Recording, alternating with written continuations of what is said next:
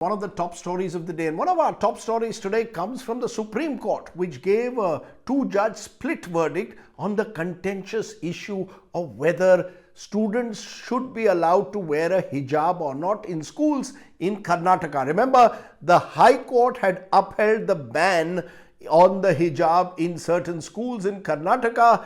The matter then was challenged in the Supreme Court, and two judges have given two very diametrically opposite judgments. Take a look at what Justice Hemant Gupta, who endorsed what the Karnataka High Court had said when he says secularism is applicable to all citizens, therefore permitting one religious community to wear their religious symbols would be an antithesis to secularism. So that was what Justice Gupta said. But very interestingly, you have Justice Sudhanshu Dhulia, who went the exact opposite way. He said the High Court has taken a wrong path. It is ultimately a matter of choice, and the freedom guaranteed under Article 19 and importantly Article 25 when it comes to freedom to practice one's religion or religious beliefs, this hijab ban is against that. And also interestingly raised the issue of the education of a girl child.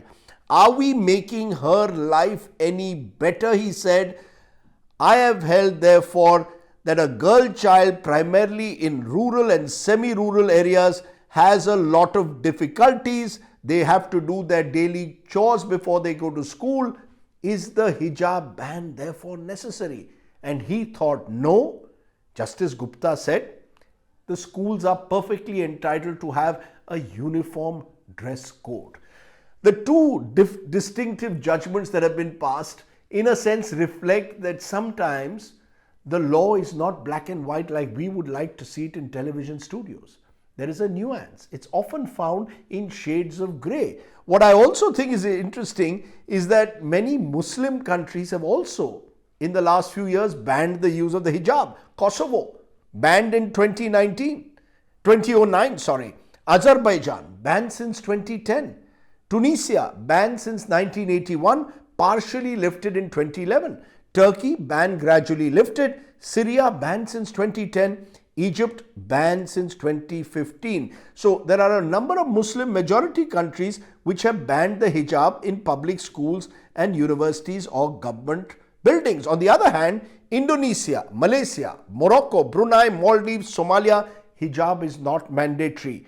Women can, in a sense, use whatever they believe is their customary dress.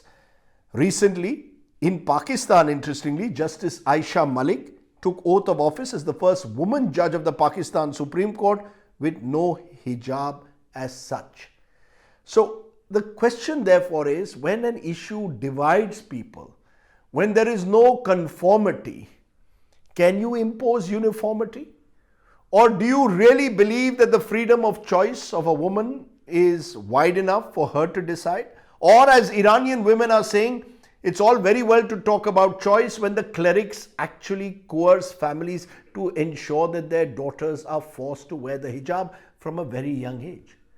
These are all contentious issues, and in the Indian context, I believe they need a wider debate and discussion.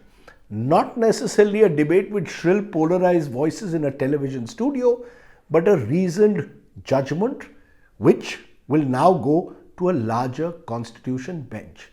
And maybe that's how laws should be made and interpreted in a country as diverse, as multi-religious as ours. Think about it. For more informative videos like this, keep watching India Today Newsmo.